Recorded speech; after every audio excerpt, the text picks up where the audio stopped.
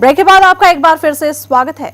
भाजपा का चप्पा चप्पा भाजपा अभियान इन दिनों प्रदेश भर में जोरों पर चला हुआ है। इस कड़ी में भाजपा के मंत्री व तमाम भाजपा नेता प्रदेश सरकार की कल्याणकारी नीतियों व केंद्र की नाकामियों को आम आदमी तक पहुंचा रहे हैं। इस अभियान के बहाने भाजपा के चुनावी उम्मीदवारों को अपना प्रचार करने का भी खासा अवसर मिल रहा है। चप्पा चप्पा अभियान के तहत भाजपा मंडल नाहन द्वारा कार्यक्रम आयोजित किए गए, जिसमें महामंत्री भाजपा राजीव बिंदल ने विशेष रूप से हिस्सा लिया। आपको बता दें कि पूर्व स्वास्थ्य मंत्री डॉक्टर राजीव बिंदल नाहन विधानसभा क्षेत्र से चुनाव लड़ने की फिराक में हैं, मगर अभी तक इस बात पर अंतिम मोहर नहीं लगी है।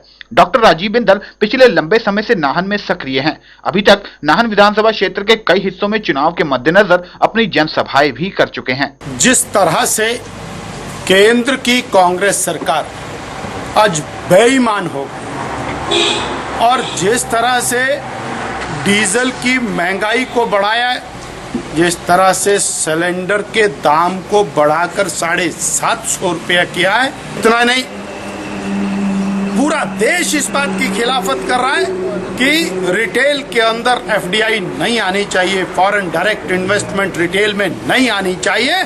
परंतु ये बजिद हैं पूरे देश के 1 करोड़ से ज्यादा छोटे दुकानदारों को बर्बाद करने के लिए बजिद हैं। दुनिया की बड़ी बड़ी कंपनियां अब यहाँ पर घिया तोरी से लेकर के बैंगन टमाटर तक बेचने के लिए आएंगी, तो मेरा रेड़ी लगाने वाला फड़ी लगाने वाला व्यक्ति रोटी खाने के लिए कहाँ जाएगा। नाहन में राजीव बिंदल को भाजपा के जिला उपाध्यक्ष विनय गुप्ता से भी चुनौती मिल रही है। विनय गुप्ता यहाँ से भाजपा के टिकट पर चुनाव लड़ना चाहते हैं और हाईकमान से टिकट की मांग कर रहे हैं। हालांकि इन दिनों विनय गुप्ता खुद बिंदल के प्रचार में शामिल हैं।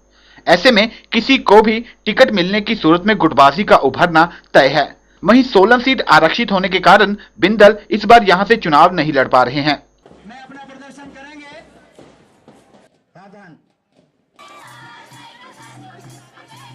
सतीश शर्मा, 7C हिमाचल आजकल, नाहन।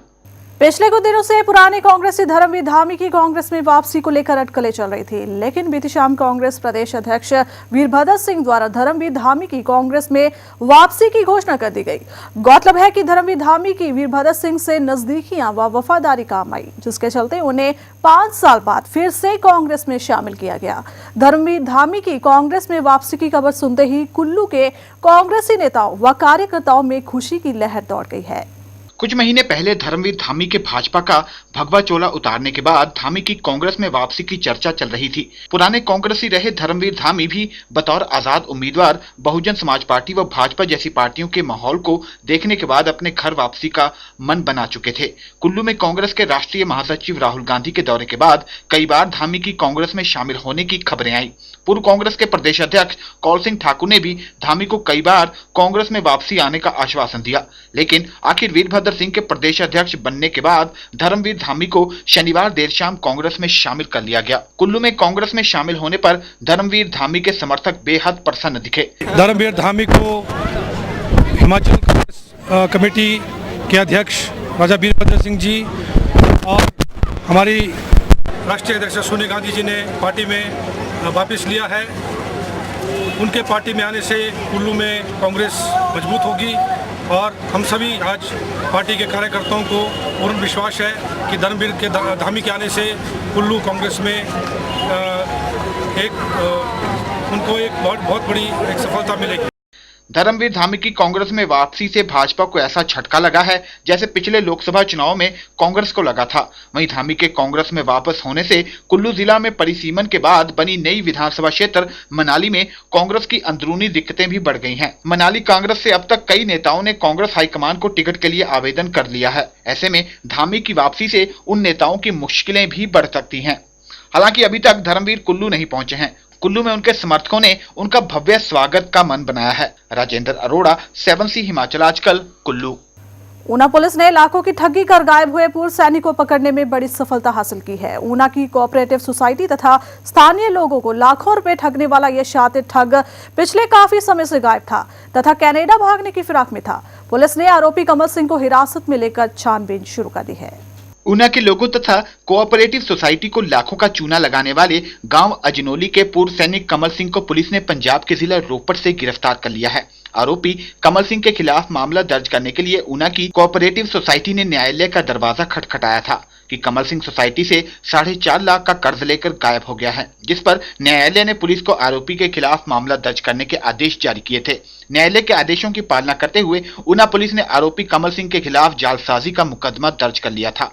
पुलिस टीम ने कमल सिंह को गिरफ्तार करने के लिए कई जगहों पर छापेमारी की और ऊना पुलिस को इसमें सफलता भी मिल गई। पुलिस ने आरोपी को पंजाब के जिला रोपड़ से पकड़ा तथा उसे ऊना लाया गया।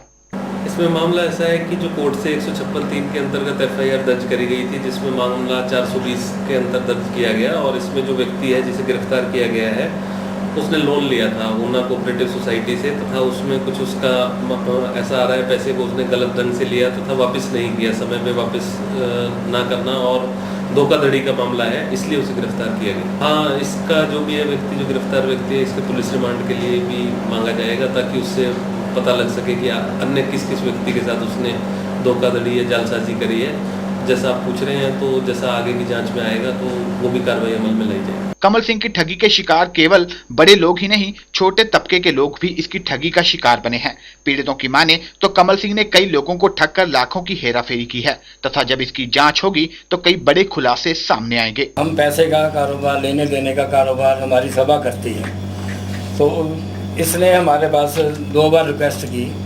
एक बार इसने बोला कि मुझे 1,30,000 दे दो, वो हमने इसको दे दिया है। उसके बाद फिर ये आया हमारे पास कि हमें 2,60,000 और दे दो, तो वो भी हमने इसको दे दिया है। उसके बाद ये आदमी गायब हो गया, पर उसके दौरान में फिर हमें ये पता लगा कि भी और ये कनाडा जाने के चक्कर में है, तो पासपोर्ट इसने अपना बलाचौर की किसी ट्रैवल एजेंसी के पास लगा रखा था।